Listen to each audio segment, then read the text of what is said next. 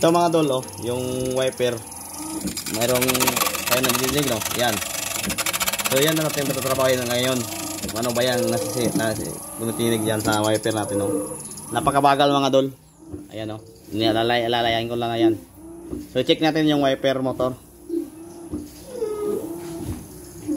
Ito mga dol, nandito po sa likuran nito na plate, nandito po yung wiper. So maingay ang yung wiper. Pag ginalaw ko yung mga mechanism niya, okay naman, walang ingay. So tanggalin natin tong wiper mo ito sa loob. Tingnan natin kung anong bang dahilan bakit maingay siya.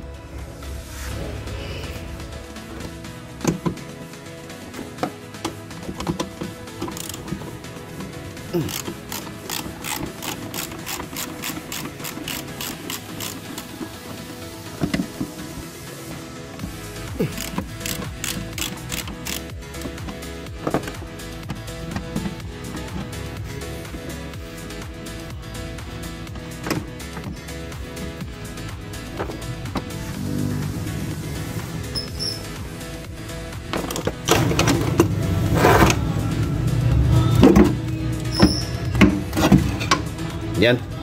Ito po yung kanyang motor. Pinapala nakakuha na ng plate eh. So tingnan natin dito kung anong ba nangyari. So ngayon mga dol, ito natanggalin natin muna to.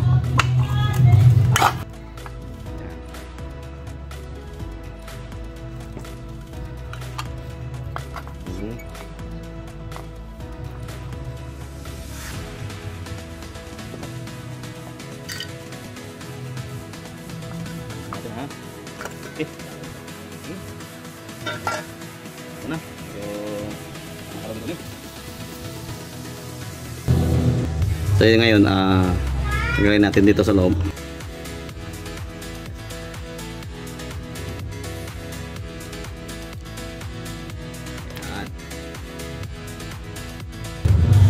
Yan. So huwag natin kalimutan kung kahit na master natin yung pag-ayos, huwag kalimutan natin maglagay ng marking, no? So pag may marking dito yan talaga, dito yan. Plastic yan. Okay na. So itong labnutin. Ayan, ito pala yung dahilan. Ito yung salarin mga dulo. Tanggal yung kanyang magnet. Yung magnet dito sa loob. So ito po yan. Pagka hinayaan to na ito palagi, ang tendency nito mga dul ay masusunog po yung ating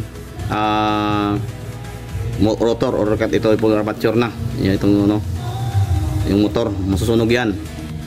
Nakapalit na problema, dapat kailangan ipaayos na agad. So mabuti nga ay napansin ng may-ari at saka yung driver.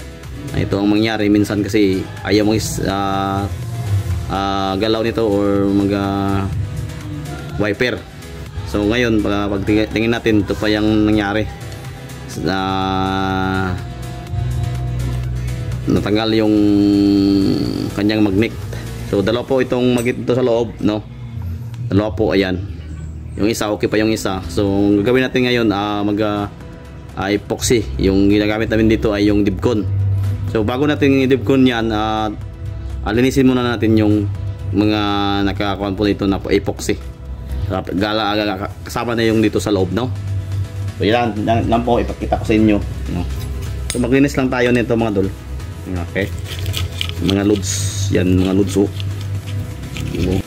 Okay, ngayon guys, okay na yung kung tigas na yung ating nilagay na epoxy. So atin lang ito lang linisin natin ito mga guys. Ayan, tanggalin na natin yung sobra-sobra.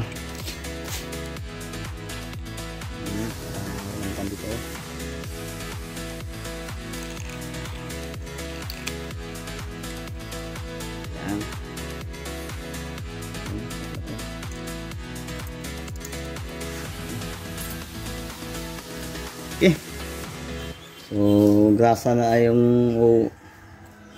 langis na lang natin kailangan. Langis na lang kailangan guys. So ngayon dol, ito nakalagay yung arm niya, no, para hindi kalabas. Yan lang, press mo dito. Yan, no, umiikot siya, no.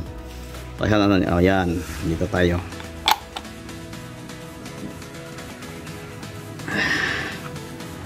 Okay. Yan na. So, dito na mga tol, balik natin yung bolt.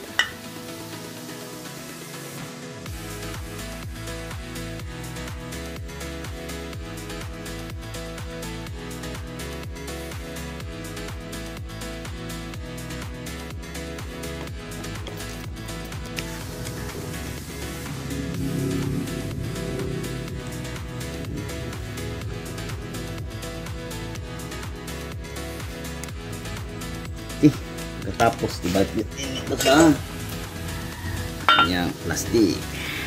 Yung dito. Steel plate.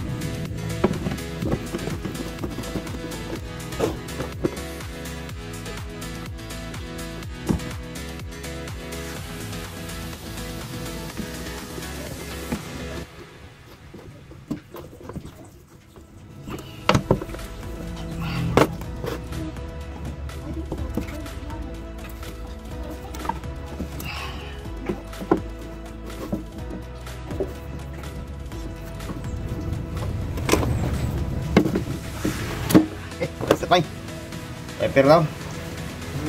Okay, subukan natin. Let's try the wiper. If that is okay. Ayan, wala nang dito dol, yung maingay. Ayan, so wiper na yan. So maraming salamat po. Maraming salamat.